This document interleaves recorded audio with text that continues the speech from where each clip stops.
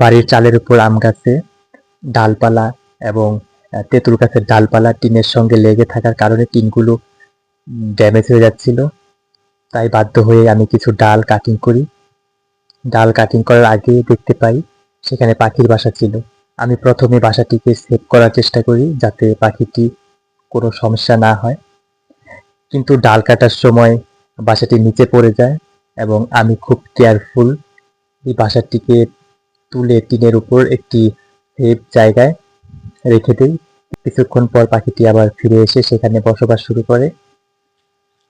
তো যাই হোক, আমার উদ্দেশ্য কখনোই পাখিকে ক্ষতি করা না। আমার উদ্দেশ্য ছিল বাড়ির টিনের প্রোটেক্ট করা, পাশাপাশি পাখিটিকে সেভ করা।